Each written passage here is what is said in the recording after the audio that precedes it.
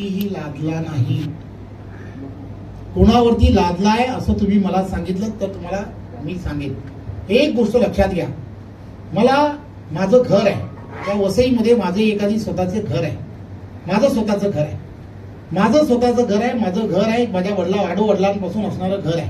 मला असं वाटतंय काय तर हे घर आता फार जुनं झालंय आणि ह्या घराची आता मला दुरुस्ती करायची आहे. मला कोणाला तरी एखाद्या डेव्हलपरला हात दिलं तर मला माझं 1000 स्क्वेअर फीटचं घर इथे बांधता येऊ शकतं आणि उरलेले 5000 स्क्वेअर फीट ज्या त्याच्यामध्ये माझी त्याला भागीदारी होईल. तर माझी चूक आहे का? एक मैं बताता हूँ, मैं इसके ऊपर जाता हूँ. असं माझी चूक नाहीये ना की माझं मी घर पाडणार किंवा मी बनवेन, याच्यामध्ये माझी चूक नाही, कारण मी नवीन विचार करण्याचा प्रयत्न करतो आहे.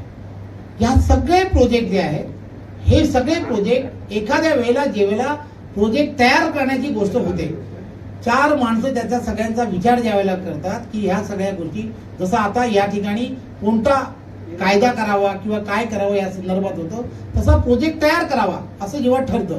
पाणी आहे, पाण्याची तिथे असणारी डीप आहे, किती डीप आहे तर ते एवढं मोठं डीप आहे. एखाद्या ठिकाणी जेव्हा बंदर करायचं असतं तेव्हा एवढा त्याच्यामध्ये डीप असावं लागतं. असं सर्वसाधारणपणे जगातील असणारी परिस्थिती आहे. तर त्याच्या असणारा डीप तिथे आहे, म्हणून इथे जर एक चांगलं बंदर झालं तर ते अतिशय चांगलं होऊ शकतं. अशी असणारी सर्वांची भावना जर असेल तर काय केलं जातं तर त्यामध्ये अशा पद्धतीने काम केलं जातं की त्या संदर्भामध्ये त्याची सुनावणी करणं, जनसुनावणी त्यामध्ये होते, लोकांचं विचारलं जातं, कोणाचं किती नुकसान होतं, काय होतं, या सगळ्या गोष्टी होतात. कोणीही कोणावरती लादत नाही. याच्या संदर्भामध्ये गेल्या वर्षानुवर्ष या संदर्भातला विचार या गव्हर्नमेंटमध्ये झाला नाहीये. असं हा विचार गेल्या कित्येक वर्षापासून सुरू आहे. हे बाळासाहेब ज्यावेळेला होते तेव्हापासून या सगळ्या गोष्टीचा विचार चालू होता. कोण पुढे जात होतं का नाही जात होतं माहित नाही. त्याच्यामध्ये समिती तयार झाली, त्या समितीने सुप्रीम मध्ये काय झालं, सुप्रीम मध्ये त्यामधले डायरेक्शन दिले की काय करावं आणि काय करू नये असं सांगितलं. ते सांगितल्यानंतर त्याच्यामध्ये जनसुनावणी घेण्याच्या संदर्भापर्यंत आतापर्यंत गेलं.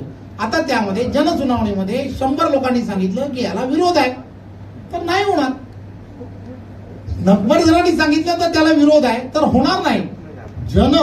सर्व जणांचा जे काही भावना असतील, जेवढ्या जणांनी त्याच्यामध्ये सुनावणीमध्ये भाग घेतला त्या 100 लोकांपैकी जर त्यामध्ये 100 पैकी 80 जणांनी सांगितलं की इथे करायचं नाही तर ते केलं जात नाही. नाणारच्या बाबतीमध्ये सुद्धा आदरणीय मुख्यमंत्र्यांनी त्यावेळेला हेच सांगितलं की तिथल्या असणाऱ्या लोकांचा जी भावना असेल त्या भावनांचा आधार करूनच नंतरच्या काळामध्ये निर्णय घेतला जाईल. लोकांचा आधार करून आता काय केलं गेलं की बारसूला करायचं का, त्याच्या संदर्भातला आता विचार करायला गेला. असंच सगळ्या ठिकाणी होतं. जनसुनावणी होते, जनसुनावणीमध्ये जे काही निर्णय होतात, जनसुनावणी ही काही अशी बंद खोलीत होत नाही, लोकांमध्ये होते, सामान्य लोक येतात. ठीक है, बड़ा लंबा जा रहा है इसका. आपने अभी थोड़ी देर पहले ही उत्तर दिया, आप डबल कर दिए यहाँ पर. आप कह रहे दोहराते नहीं लेकिन दोहराया है. अभी थोड़ी देर पहले कहा और प्रधानमंत्री जी ने कहा था कि भारत आत्मनिर्भर बनेगा. आप अगर वाड़वन जाइए या उसके आसपास के गांव में जाइए, हम गए वहां पर डाई मेकर लोग जो सेल्फ में उनके डाई जो बनाते हैं वो वर्ल्ड में आयात होता है, जाता है, इतना अच्छा उनका प्रतिभा है और हर घर में काम करते हैं. वहां के जो लोग हैं स्थानीय मच्छी मार जो लोग हैं वो पूरी तरह आत्मनिर्भर हैं. वहां की युवा पीढ़ी से हमने जब बातचीत की तो उनका कहना है हम आत्मनिर्भर हैं. इसे कैसे डेवलप किया जाए, इस स्किल को जो डाई मेकर है उस स्किल को कैसे बड़े पैमाने पे भारत में और विकसित किया जाए, इस पर कोई योजना तैयार नहीं की जा रही है, बल्कि वाड़वन बंदर जैसा प्रकल्प हमें लादा जा रहा है. अभी जो आप उत्तर दे रहे हैं उसमें भी ऐसा लग रहा है कि उस पर वहां के स्थानिक, जैसे आपने या दीपक को कहा कि अगर लोकमत में जाना हो, जब ऑलरेडी वो व्यक्ति कह रहा है कि मैं ठीक हूं, मैं बॉस हूं, मैं ठीक हूं, तो उसे वो लोकमत हो या कोई, हालांकि सारे लोग प्रतिष्ठित, सारे हमारे मित्र हैं, सारे अच्छे हैं, आपने एक नाम लिया इसलिए हमने कह दिया सारे लोग, लेकिन जो व्यक्ति वहां पर रहवासी है, डाई मेकर है, जो वहां पर मच्छी मार है, जो वहां का आत्मनिर्भर व्यक्ति है, उसको कैसे प्रारंभित किया जाए, उसको कैसे ताकतवर किया जाए, इसकी योजना कोई तैयार नहीं की जा रही है. ये बड़ा सॉल्ट को लेकर, गहराई को लेकर मैंने आप जैसे बता रहे हैं, ये तो वो बात हो गई जैसे आप बता रहे हैं कि वहां के लोगों के लिए किसी ने भी सोचना चाहिए.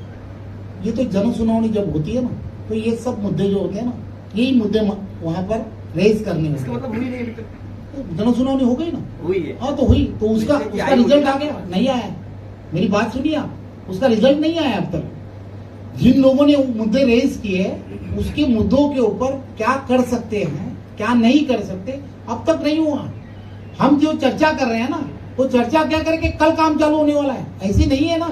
जनसुनवाई हो गई है, जनसुनवाई के बाद में उसके ऊपर क्या करना है इसके बारे में अभी तय ही नहीं हो गया। तो हम बोल रहे हैं कि जैसे आपने बोल दिया कि नहीं अभी कल से काम चालू होने वाला, ऐसा नहीं होगा ना। लोग कैसे होता है कि लोगों के, मैंने इसीलिए कहा, मैंने एक छोटे से मुद्दे में कहा की माणसांच्या जनभावनेचा आदर तिथे 100% केला जाईल। तो उसका मतलब ऐसा है कि डायमेकर का भी होगा, मच्छीमारों का भी होगा, यही बात होगी ना, और क्या बात होगी। चौहान तो साहब- ऐसा नहीं होगा कि आपके जो मुद्दे हैं उसे छोड़कर कुछ नहीं होगा, ये याद रखिए। याची चव्हाण सर, जाणीव देत इतने- आहे. म्हणजे कसं आहे की वाढवण बंदर हा खूप मोठा विषय झाला. मी स्वतः एक मच्छीमार आहे. मच्छीमारांना कुठेतरी जर पहिलं समजवलं गेलं असतं, विकास झाला पाहिजे, विकासाच्या अपोजिटला कोण जाणार नाही, परंतु त्यांची समजूत काढता आली नाही का भारतीय जनता पार्टी? एक गोष्ट लक्षात घ्या, भारतीय जनता पार्टी नाही करत आहे, तुम्ही चुकीचा मुद्दा नाही, पण वापरता. असं- मी असं- पुन्हा असं- सांगतो, हेच चर्चा आहे सर आता. बघा तुम्ही काय म्हणताय, हे कोण करताय? मी म्हटलं ना की हे आजचं नाहीये ना, हे कोण करताय की प्रत्येक सरकार जे येतं ना, जे सरकार येतं, तुम्ही एका बाजूला आपण असं म्हणतो की रोजगाराची संधी करायला पाहिजे, रोजगाराच्या संधी उपलब्ध करून दिल्या पाहिजे.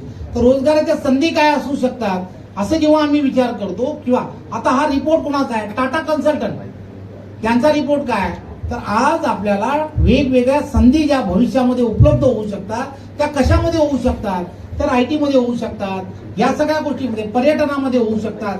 त्यापैकी असणारं एक आहे, त्यामध्ये असणारं एक बंदर आहे, त्यामध्ये असणारं एक पोर्ट आहे. त्यामुळे एक संधी जी आहेत ना, संधीचं कशा पद्धतीने डेव्हलप कराव्या आणि कुठे कराव्या त्या संदर्भातला विचार सरकार म्हणून करावाच लागतो, तो विचार सरकार करते.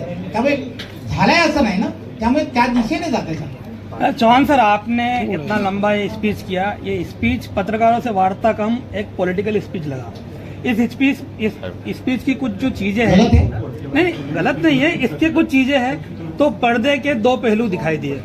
आपने एक बाजू की बात कही, दूसरी बाजू की बात नहीं की है, तो उस पर क्या कहना चाहोगे? कुछ मुद्दे हैं, मैं बताता हूँ।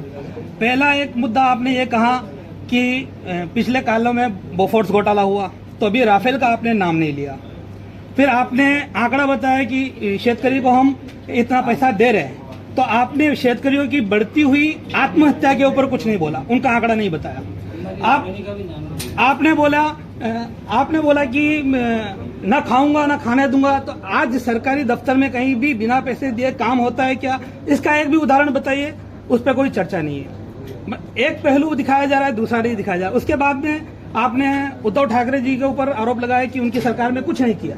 तो वो काल था 2-2.5 साल का कोरोना का, उसके पहले आपकी सरकार थी, वो आपकी सरकार में सहयोगी थे, और उसके बाद जब कोरोना खत्म हुआ तब से आपकी ही सरकार है। तो इस सब चीजों के दिखाकर आप एक पहलू दिखाकर क्यों ये नैरेटिव सेट करना चाहते हैं कि ये मैंने नहीं कहा जी। ये आप मैं बता रहा हूँ, मैं सब जो एग्जांपल दे रहा हूँ। राजीव गांधी जी का आपने स्पीच सुना था? राजीव गांधी जी ने कहा, ये जो बता रहा हूँ कि 1 रुपया केंद्र की तरफ से जब आता है, तो 1 रुपया जब आता है तो 1 रुपये में से 15 पैसे ही नीचे जाते हैं। ये राजीव गांधी जी ने कहा, ये मैंने नहीं कहा। ये मैंने सुना था, मैंने बताया, ऐसा नहीं बताया। मैंने क्या बताया कि ये सब सिस्टम बदलने के लिए नरेंद्र मोदी जी ने पूरा प्रयास किया। देखिए, आपके पास, आपके आजू बाजू में बगल में कोई विधवा रहती है क्या? आप विधवा को पूछ लो। जो संजय गांधी निराधार योजना जो है ना, वो तभी भी कांग्रेस के काल में भी थी, पहले काल में भी थी, अभी भी है। सबकी सब योजनाएं जो है ना, तभी भी थी, आज भी है। नरेंद्र मोदी जी ने क्या किया, जाम सिस्टम चालू की। हर एक का रैशनिंग कार्ड होना चाहिए, हर एक का खुद का बैंक में अकाउंट होना चाहिए, आधार कार्ड होना चाहिए और हाथ में मोबाइल होना चाहिए। ये उन्होंने तय करने के बाद जाम सिस्टम शुरू कर दी। आज डीबीटी सिस्टम शुरू हो गई। आज पहले दिन जो तारीख तय हो गई है, वो विधवा को उसकी पेंशन उसके अकाउंट में मिल रही है, उसको तहसीलदार के पास जाना नहीं पड़ रहा। कोई बिजनेसमैन से आप बात कीजिए, बिजनेसमैन जब उसको बिजनेस चालू करना होता था तो उसको एक खिड़की योजना नहीं थी। आज 18 दिन के अंदर उसकी कंपनी ओपन होती है, 18 दिन के अंदर कंपनी ओपन होती है, और उसको कामकाज करने के लिए पूरा का पूरा काम करना शुरू हो जाता है। ये जो है ना, इसको ऑनलाइन पद्धत जो है ना, जिसको डायरेक्ट करने का काम, तुम आज पोर्टल जब ओपन करते हो तो ये सब चीजें हमें करने के लिए एकदम, देखो मैं ऐसा दावा नहीं करता कि क्या होगा और क्या नहीं, मुझे मालूम नहीं। इसमें से ये जो बैठा है ना बंदा, ये मेरे पास देखते हो, मैं उससे नजर देख रहा था तो मुझे ऐसा लग रहा था कि वो पॉजिटिव सोचने शुरू कर दिया। ये जो है ना सफेद कपड़े डाल के बैठा है, तो मालूम नहीं मुझे क्यों ऐसा सोचा, मुझे मालूम नहीं, लेकिन मैं उसकी जब चेहरा देख रहा था, अब मैं बात कर रहा था, तो मुझे ऐसा लग रहा था कि ये पॉजिटिव सोचने शुरू कर रहा है, इसके अंदर ऐसी पॉजिटिव वेव्स आने शुरू कर दिए, ऐसा मुझे लग रहा है। मुझे मालूम नहीं कि जन जागृति जिसे कहते हैं उसे क्या कहते हैं। इस देश में प्रधानमंत्री होने के पहले ऐसा कभी नहीं हुआ था।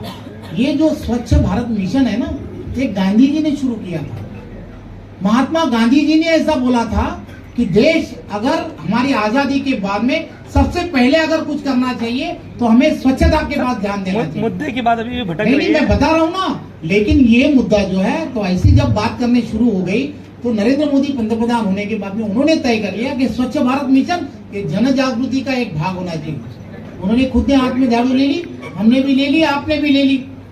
आज पूरे के पूरे देश में देख रहे हैं आप, अपने देश की जो प्रतिमा है स्वच्छता के बारे में पहले से अच्छी हो गई।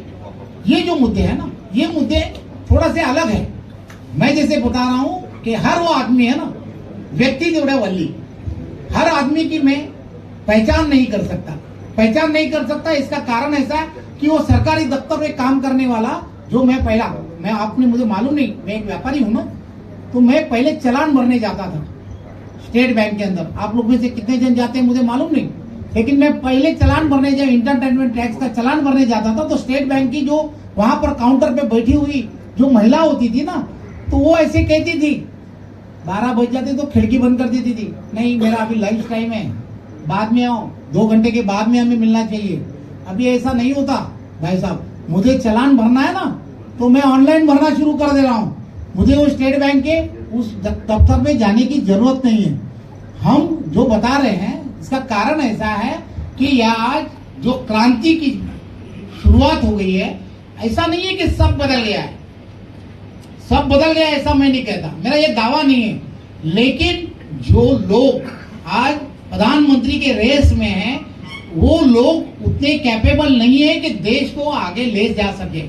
ये बात हमने सोचनी चाहिए। अब मैं धर्म के बारे में नहीं बोलता, लेकिन ऐसा नहीं है ना, सबका साथ सबका विकास, ऐसा सोचते हुए उन्होंने ऐसा कभी नहीं सोचा कि ये 80 कोटी जनता जो है, गरीब जनता है, इसे किसी को इसको ही खाना देना चाहिए, इसको ही देना चाहिए अनाज, ऐसा नहीं सोचा। ये जो सोच है ना, सबका साथ सबका विकास, ये जो सोच है ना, ये बहुत अलग तरीके से सोच थी। इसलिए ये बहुत जरूरी है। मैंने ये दोनों मुद्दे रखे कि ये क्यों हुआ और ये क्यों नहीं हुआ। मैं बता रहा हूँ ना कि मुझे ये क्यों नहीं हुआ, ये क्यों नहीं हुआ, इसका कारण भी है, यही है। ये डिस्टर्ब करतो, कारण आम्हाला आता बातम्यांची तयारी करायची आहे, परत उद्धव ठाकरेंच्या सभेला जायचं. शुभेच्छा नाही आम्हाला तिथे जावं. नाही मी मगाशीच म्हटलं, सर लोकसभा चुनाव को लेकर क्या लगता है? लोकसभा चुनाव को लेकर 3 लड़ाई है यहाँ पर, लेकिन बहुजन विकास आघाड़ी से आपके पुराने संबंध रहे। तो जिस तरीके देखा जा रहा है बहुजन विकास, मैंने इसीलिए एकदम छोटे मुद्दे में कहा कि ये जो चुनाव है, देश का चुनाव है, देश का चुनाव है। देश के चुनाव के अंदर सिटी जाने की जरूरत नहीं है, यहाँ कमल जाना भ्रम चाहिए। है कि आप दोनों एक हमारे हैं। पालक मंत्री को हमारा नमस्कार सर, क्योंकि आपने शुरुआत में कहा कि आप यहाँ पर गप्पा मारने आए। अगर मैं पनवे में कहूँ तो गप्पा विद पालघर के अप्पा कह सकते हैं हम। तो एग्जैक्टली जैसे आपने बहुत बखूबी से आपने आंकड़ेवारी के साथ में, उदाहरण के साथ में, पंत प्रधान हमारा मोदी जी क्यों होने चाहिए, इसका आपने बहुत बेहतरीन उदाहरण दिया। तो अब हम चाहेंगे सर कि पालघर के विषय पर ही आप इतने बेहतरीन तरीके से बात करें कि जिससे हम सभी को उत्तर मिल जाए और हम सभी सेटिस्फाइड हो जाए कि आखिरकार यहाँ पर मैंने यही कहा, 400 सीट में भाजपा का योगदान पालघर से क्यों? देखिए यहाँ पर की आरोग्य की व्यवस्था अच्छी होनी चाहिए, इसलिए हमने यहाँ पर का जो हमारा उम्मीदवार है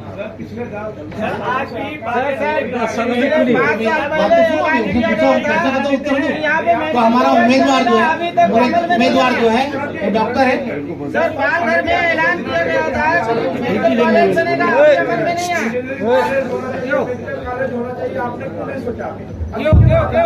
सोच रहे हैं हम लोग, आप लोग बोले, अब देखो मेरी बात सुनिए, मेरी बात सुनिए। आपने बोले उसका जवाब दे दूं। मेडिकल कॉलेज, शासकीय मेडिकल कॉलेज, मराठी में बताता हूँ, शासकीय मेडिकल कॉलेज प्रत्येक जिल्ह्यात झालं पाहिजे। इसकी शुरुआत पालघर जिले से हो गई है।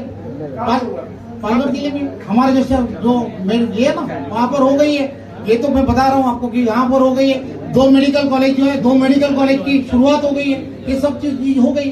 सर 5 साल पहले ऐलान हुआ था, अभी तक अमल में नहीं मैं बता रहा हूँ ना, पालघर जिले की बात कर रहा हूँ, वहाँ पर हो गया। सर और मुद्दे गिनाइए, क्योंकि आपने एक पेरेंट मिनिस्टर की तरह बहुत अच्छे से समझाने का प्रयास किया, बड़ी विनम्रता से आपने अब तक 5 साल तक ऐलान के बाद में भी अमल नहीं होता। मैंने जैसे बताया कि जो पानी की समस्या थी, हमने पानी की समस्या के लिए जैन और उनके जो माध्यम से जो यहाँ पर पानी और यहाँ की जो ड्रेनेज की समस्या, दोनों के लिए कम से कम, मुझे ये आंकड़े मेरे बराबर हैं, क्योंकि मैंने पूछा कि ये सब इसके लिए जो केंद्र और राज्य की तरफ से पूरे के पूरे डीपीआर करेगा, फाइनल स्टेज के ऊपर है। सूर्या धरण जो है उसका 185 जो MLD पानी की जो योजना इधर कार्य नहीं कर पालक रही। मंत्री थे, आपने कितनी मीटिंग महानगर पालिका के अधिकारियों के साथ की इन मुद्दों मीटिंग? सर ये देखिए, आप मेरी बात सुनिए पूरी। आप जो सोचते हो ना, ये सिस्टम होती है। मेरी बात सुनिए, हमारे पास जिला नियोजन करके व्यवस्था है कि जो पालक मंत्री की है। जिला नियोजन की मीटिंग जो है, जिला नियोजन की मीटिंग जहां पर होती है, वहां पर हर उस मुद्दे के ऊपर चर्चा होती है। ये जो मीटिंग है, नियोजन के बारे में होने वाली मीटिंग होती है। राज्य और केंद्र के माध्यम से जितने मुद्दे होते हैं, वो सब मुद्दे वहां पर होते हैं। एक दिशा करके केंद्र के माध्यम से एक मीटिंग होती है, उसके अंदर भी पूरी की पूरी चर्चा होती है। ये सब चर्चा के अंदर हमें किस दिशा में जाना है, सरकार की तरफ से किस दिशा में जाना है, ये सब मुद्दों के ऊपर चर्चा होती है। चर्चाएं होती सर, हैं। एक सवाल है। कितना सर, होता है? मैं बता रहा हूं। आपके पास 7.5 वर्ष था पालक मंत्री पद के आश्रित। मेरे पहले जो देवेंद्र फडणवीस जी कार्यकाल था, तब भी आप पालक सर, मंत्री मैं आप सुनो, मेरी बात सुनिए। आपको शायद जानकारी कम होगी, मेरी बात सुनिए। मैं 6 महीने ही पालक मंत्री हूँ। हाँ, लास्ट 6 महीने मेरी बात मैं बता रहा हूँ तुमको, मैंने उसके अंदर क्या किया हो तो बताओ, सुन तो लो। आप पूछ लो जरा, अप्पा जी से जाके पूछ लो उनको कि मैंने क्या किया करके। ये जो आप देख रहे हो ना, ये जो MLD जो है ना, सूर्या धरण वाली जो बात है ना, ये उस वक्त तय हो गई। उसका इम्प्लीमेंटेशन अब हो रहा है। ये उस वक्त तय हो गई कि यहाँ पर सूर्या धरण का जो पानी यहाँ से यहाँ पर और मीरा भाईंदर ये दोनों जगह पे जाने के लिए उसके बारे में चर्चा होगी। ये देवेंद्र जी अब मुख्यमंत्री, वो अंतिम समय पर, बराबर है। दूसरी बात, यहाँ पर जो लाइट्स जो है ना, मीटर्स जो है ना, मीटर्स की बहुत ज्यादा क्या बोलते हैं उसकी आपत्ति थी। तो ये पूरा का पूरा इसका विचार उसके बारे में करने के लिए पूरी की पूरी सिस्टम के अंदर जीरो यहाँ पर थिपिंग होनी चाहिए, चोरी होनी चाहिए। इसके लिए 100% मीटरिंग होना चाहिए। इसके लिए भी काम ये उसी वक्त शुरू हो गया, जिसका आज तक मतलब जो काम जो शुरू हो गया वो उसी तरह से आज तक शुरू है। सर, एक सवाल है। मोदी जी जब प्रधानमंत्री बने थे तो उनकी एक स्कीम थी, उस स्कीम में सांसद विधायकों को एक गांव गोद लेना था। पिछले 5 साल का मैंने डाटा निकाला था, तमाम मुंबई के विधायक थे, गणेश शेट्टी थे, उन्होंने गांव गोद लिया और कोई काम नहीं किया। इस 2019 के बाद से कितने विधायक और जो सांसद हैं, कौन कौन से गांव गोद लिए हैं और वहां पे क्या विकास किया है? ये तुमको डेटा में दे दूंगा, ये तो सब लोगों को दिया है ऑलरेडी, वो है, मैं आपको भेज दूंगा। किसके अभी किसने लिया है मुझे मालूम नहीं, तो भेज दूंगा। चला, शेवटचा प्रश्न। पालघर के पिताजी के लिए इतनी दयनीय है पालघर की स्वास्थ्य व्यवस्था की बात आप कर रहे हैं। ये यहाँ पर चरमराई हुई स्वास्थ्य व्यवस्था है कि डोली ले जाते हुए गर्भवती महिलाओं की तस्वीरें।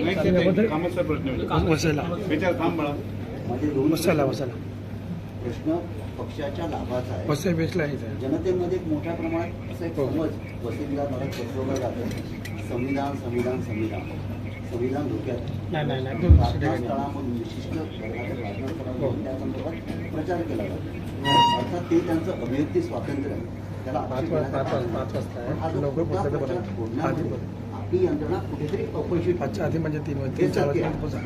हा माझा पहिला प्रश्न आहे. दुसरा माझा प्रश्न आहे, एक संविधानाचा अभ्यासातून मला काय वाटतं का संविधानामध्ये मूलभूत अधिकारामध्ये तरतूद आहे की मूलभूत अधिकार यांचा विनंत करू शकत नाही. त्याच्यासाठी आर्टिकल 13 मध्ये तरतूद आहे. सुप्रीम कोर्टाने Keshavananda Bharati versus state of केरळमध्ये म्हटलेलं आहे का बेसिक स्ट्रक्चर ऑफ संविधान जे आहे ते कधीच नष्ट करू शकत नाही. तर हा जो बचाव आहे, हा बचाव करण्यामध्ये भारतीय जनता पार्टीचे किंवा महायुतीचे प्रचार करणारी मंडळी मोठ्या प्रमाणात कमी पडलेली आहे. आपलं काय अवलोकन आहे? एक गोष्ट लक्षात घेतली पाहिजे, माझ्या प्रश्नामध्ये उत्तर पण तुमच्याकडेच आहे. हो. आदरणीय पंतप्रधान नरेंद्र मोदीजी असतील किंवा आमचे सर्व नेते मंडळी सर्व जाहीर सभांमध्ये सर्व ठिकाणी या सर्व गोष्टी सांगतायत की संविधानाचं असणारं स्ट्रक्चर हे कोणालाही बंदूक बदलता येत नाही किंवा ते करता येत नाही किंवा त्याच्यामध्ये असणाऱ्या कोणत्याही गोष्टीला तुम्हाला हात लावता येत नाही. हे सगळं जगजाहीर आहे. पण आता काय झालंय की काही मंडळी जी आहेत ना ती त्यांच्या पद्धतीने नरेंद्र मोदीजींना आपल्याला कोणत्याही गोष्टीमध्ये आपल्याला हरवता येत नाही म्हणून असे काही मुद्दे आपल्याला तयार करता येऊ शकतात का की ज्याच्यामुळे या सगळ्या गोष्टीला कुठेतरी छेद देता येऊ शकतं.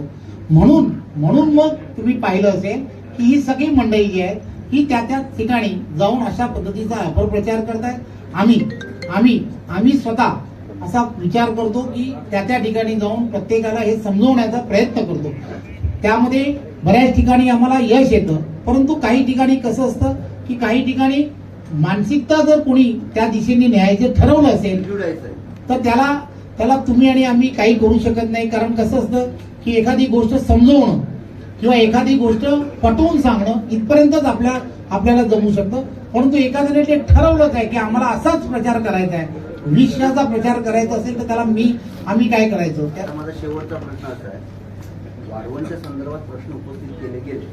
इंग्रजीमध्ये म्हणतात when you cannot convince just confuse. तुमचं उत्तर त्या पद्धतीतलं होतं, तुम्ही व्यवस्थित कन्फ्यूज केलं.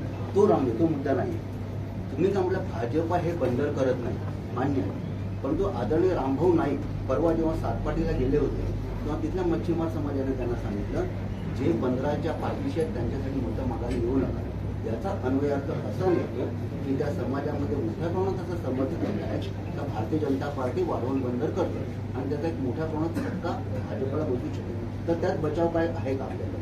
नाही, मी जसं म्हटलं की सरकार म्हणून असणारी जी व्यवस्था आहे त्या व्यवस्थेतून जनसुनावणी घेतली गेली आहे. जनसुनावणीचा जो काही आदर आहे तो आदर करणं हे सवडी आहे. जे काही जनसुनावणीमध्ये जे काही ठरेल त्यानंतर समजा जनसुनावणीमध्ये मत जास्त असेल समजा की बाबा नाही करायचं तर ते नाही होणार. पण ते जर मत असेल तर त्या दृष्टिकोनातून त्याच्या संदर्भातले काही उपाययोजना असतील किंवा काय असेल त्याच्या संदर्भातला विचार करतील. क्लिअर करो ना. पालघर जिल्ह्याचे अनेक मुद्दे आहेत, मुद्द्याचा अभ्यास झाला पाहिजे. विचार केला. अब अच्छा एक लास्ट प्रश्न आपके धन्यवाद. कार्यकर्ताओं को. पालकमंत्र्यांच्या सूचनानुसार मी आपल्याला शॉर्ट नोटीस आपण सर्वांना उपस्थित राहिले त्याबद्दल मनापासून आपले आभार. आणि आपण एकत्र सर्व जेवायचे आपण एकत्र जेवू का जरा प्लीज.